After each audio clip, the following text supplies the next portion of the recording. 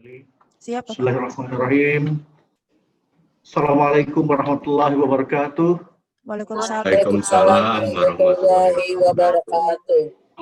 Selamat pagi dan salam sejahtera untuk kita semuanya.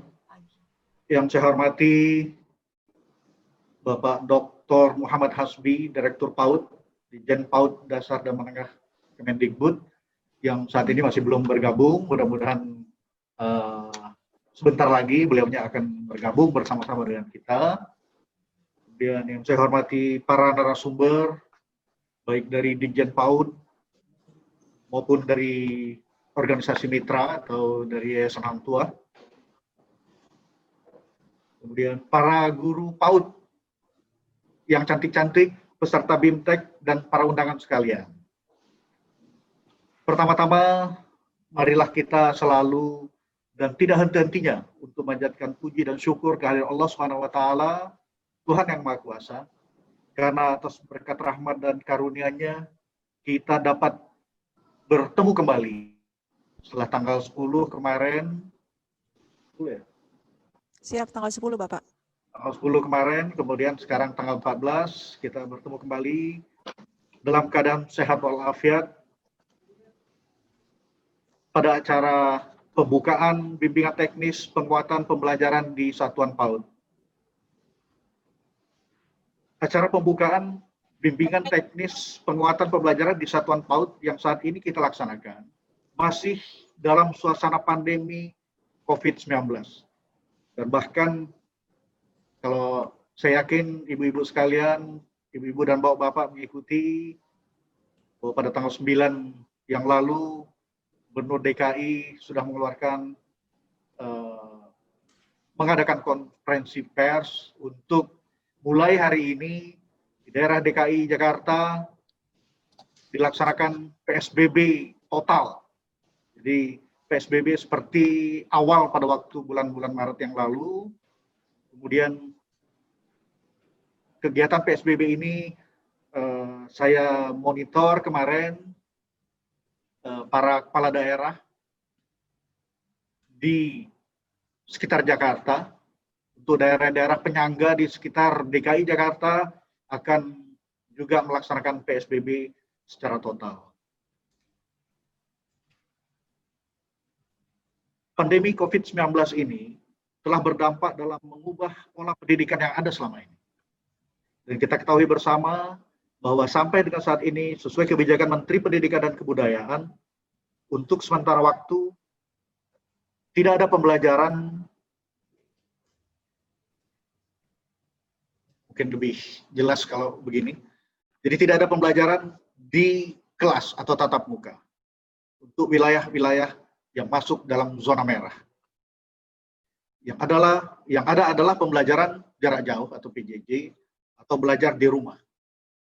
Kalaupun ada yang melaksanakan pembelajaran di kelas atau tatap muka, maka hal tersebut dilaksanakan harus memenuhi beberapa persyaratan tertentu yang sangat ketat. Para peserta bimbingan teknis yang saya hormati, kita sadari bahwa belajar memang tidak selalu mudah. Namun, inilah saatnya kita berinovasi, kita berkreasi, inilah saatnya kita melakukan percepatan-percepatan dalam hal pemanfaatan teknologi informasi pada kegiatan belajar mengajar. Inilah pula saatnya kita mendengarkan hati nurani kita dan belajar dari COVID-19. Agar kita dapat menjadi masyarakat dan bangsa yang lebih baik di masa yang akan datang. Jadi memang COVID membawa dampak yang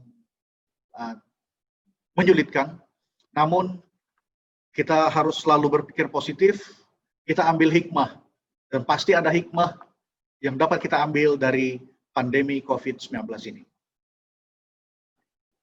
Pada beberapa bulan terakhir, untuk pertama kalinya, guru-guru melakukan pembelajaran lewat online, menggunakan tools baru dan menyadari bahwa kegiatan belajar mengajar dapat terjadi dimanapun dan kapanpun. Jadi tidak harus antara jam 7 sampai dengan jam 11 dan di ruang kelas atau di outdoor tapi kapanpun dan dimanapun. Jadi bisa di rumah, bisa di luar antara jam 7 sampai dengan jam 11 tersebut. Percepatan dalam hal pemanfaatan teknologi yang saya maksud di atas adalah mungkin selama ini ibu-ibu dan bapak guru, para siswa dan orang tua siswa menggunakan aplikasi teknologi informasi dan komputer hanya sebatas untuk berkomunikasi seperti SMS, Facebook, Instagram, WhatsApp, email, atau multimedia dan lain-lain saja. Namun saat ini kita semua dipacu untuk memanfaatkan teknologi informasi lebih dari yang selama ini kita kerjakan. Guru, siswa, dan orang tua pun sekarang menyadari bahwa pendidikan bukan suatu hal yang hanya dilakukan di sekolah, antara guru dan siswa saja. Tapi pendidikan yang efektif itu membutuhkan kolaborasi atau kerjasama yang saling mengisi dari ketiga pihak ini. Karena tanpa kolaborasi, maka pendidikan yang efektif tidak mungkin bisa terjadi. Di sisi lain, dampak dari pandemi COVID-19 ini, kita menyadari bahwa pembelajaran secara daring atau dalam jaringan atau online hanya bisa untuk transfer ilmu pengetahuan dan teknologi. Namun, kompetensi terkait praktek, sikap, dan nilai perilaku masih tetap membutuhkan proses pendidikan dengan cara tatap muka. Para peserta BIMTEK yang saya hormati, pada usia dini, berbeda dengan pendidikan yang lebih tinggi. Pada anak usia dini, berbeda dengan pendidikan yang lebih tinggi. Fungsi PAUD lebih ditekankan untuk meningkatkan kapasitas kecerdasan anak dan aspek perkembangan lainnya, dengan memanfaatkan momentum keemasan perkembangan otaknya. Program PAUD bertujuan untuk pertumbuhan dan perkembangan rohani dan jasmani, dan agar anak memiliki kesiapan dalam memasuki pendidikan lebih lanjut. Pendidikan anak usia dini merupakan wahana untuk memfasilitasi anak agar banyak beraktivitas, bereksplorasi, dan berpikir lewat bermain. Semua ahli sepakat bahwa melalui bermain, kecerdasan anak dapat berkembang dengan baik dan pesat. Inilah yang dapat difasilitasi di PAUD, yaitu bermain yang mendidik dan bermain mencerdaskan dan menyenangkan. PAUD bukan wahana untuk menjejali anak berbagai hafalan dan pengetahuan yang belum saatnya diajarkan. Dengan melakukan aktivitas bermain tersebut, anak-anak diharapkan dapat mencapai tugas perkembangan mereka. Tugas perkembangan adalah berbagai kemampuan dan keterampilan yang harus dikuasai rata-rata manusia pada usia tertentu. Para peserta BIMTEK yang saya hormati, pendidikan mempunyai peran yang sangat strategis dalam proses pembudayaan dan pemberdayaan bangsa dalam kancah dinamika peradaban manusia. Secara pragmatis ekonomis, pendidikan akan mengembangkan komunitas warga terdidik, terampil, berbudaya, dan berakhlak mulia untuk meningkatkan daya saing bangsa. Pada kesempatan ini, saya ingin mengingatkan bahwa Indonesia adalah negara dan bangsa bahari, di mana hampir 75% wilayah Indonesia adalah air, baik itu air laut maupun air tawar. Dan nenek moyang kita sejak dahulu sudah dikenal di dunia sebagai bangsa bahari. Mereka menjelajahi laut ke seantero dunia, dan peninggalan mereka, bukti-bukti bahwa mereka sudah sampai di ujung sana, katakanlah, seperti misalnya di Afrika Selatan, banyak peninggalan mereka yang menandakan mereka sudah sampai di sana. Dan kita di Yayasan Hang Tuah sudah memiliki kurikulum kebaharian sebagai kurikulum longitudinal. Guru sebagai ujung tombak pendidikan dan kunci keberhasilan proses pembelajaran di sekolah harus mempersiapkan mental terhadap perubahan. Guru harus menciptakan pembelajaran yang inovatif dan efektif tidak boleh terjebak dalam rutinitas dan formalitas belaka. Guru-guru PAUD sekarang menghadapi anak-anak dari generasi Z.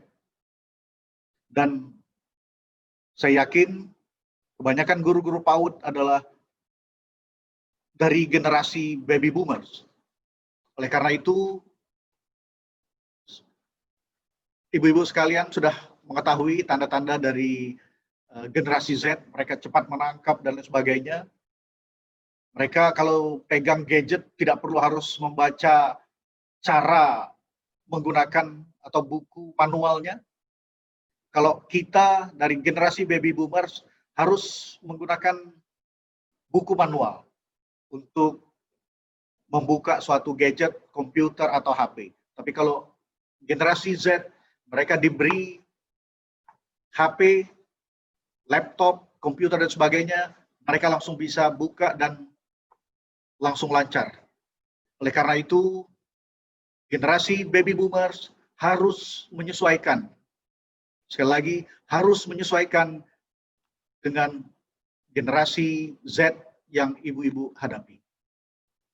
Para peserta BIMTEK yang saya hormati, sebelum mengakhiri sambutan ini, saya ingin berpesan kepada para peserta BIMTEK penguatan pembelajaran di Satuan PAUD, agar kegiatan ini bermanfaat dalam meningkatkan kompetensi ibu-ibu sebagai guru PAUD. Oleh karena itu, ikuti dan simak pembekalan ini dengan sungguh-sungguh. Serap ilmu yang didapat dan selanjutnya aplikasikan dalam program pembelajaran sehari-hari. Akhirnya, marilah kita berdoa, semoga Allah SWT, Tuhan yang Maha Esa, senantiasa memberikan petunjuk, bimbingan dan perlindungannya kepada kita semua dalam melaksanakan pengabdian yang terbaik di Satuan PAUD, di Yayasan Hang Tuah, untuk bangsa dan negara. Selamat berkarya sebagai guru PAUD.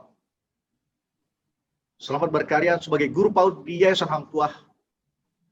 Sekian dan terima kasih. Wassalamualaikum.